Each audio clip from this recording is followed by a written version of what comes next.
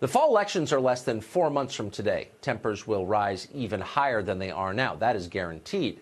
Something awful could easily happen. Now, right now, is the time for progressive leaders to douse the fires that they set to calm their inflamed supporters. It is vital they do that. And yet they're doing the opposite. Now they're telling their followers that the President of the United States is a Russian spy, a traitor. The penalty for treason is death. Traitors, of course, must be overthrown. The mob screams, wild with rage. Democrats are banking that that rage will get their voters to the polls in November, and they may be right. It may. It may also destroy the country.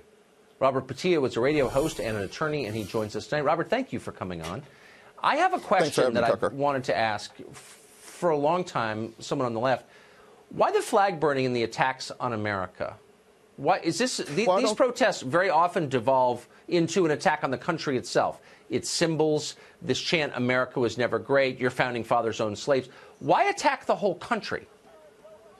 Well, I think you can find extremists on both the left and the right who do things that are anti-American. The same way you have these protesters, you'll have the Charlottesville protesters on the other hand who are anti-American. I don't support any of these people who, if you don't like America, get out of America. If you're a neo-Nazi, get out of America. Well, I agree with that. Minutes. Look, I have no problem with that. But hold on. Okay, and I think it's a fair point. But the scale is very different. So you have the Charlottesville riot or whatever it was last August, a year ago. You haven't seen anything like that since.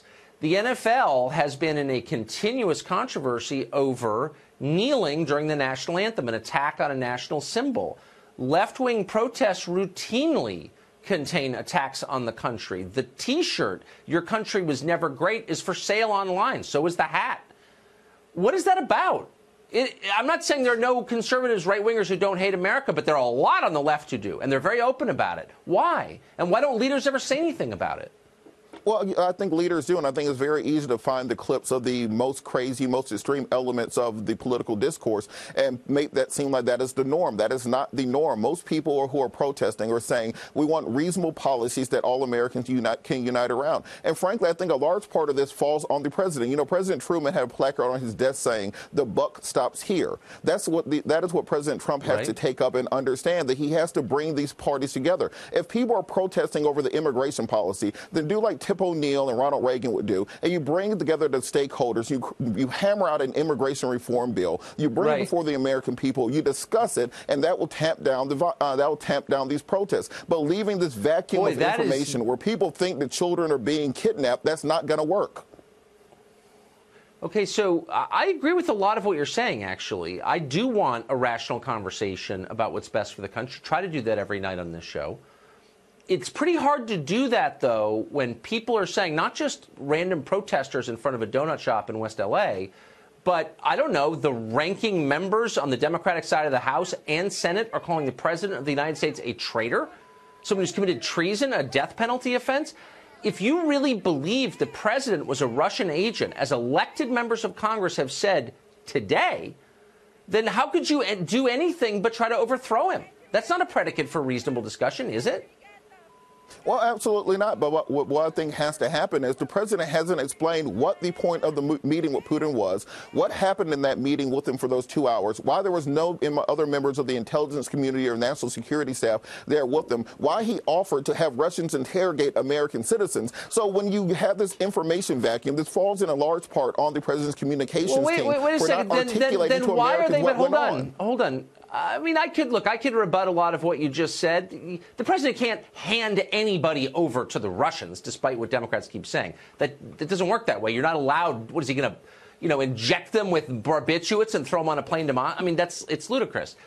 But it's not my job to defend Trump. I'm just asking, if you don't know what happened, why are you jumping to the conclusion that he committed treason? That's what elected members of Congress are saying. They're using the word treason. If you really believed he was committing treason, why wouldn't you try to overthrow him or hurt him? Seriously.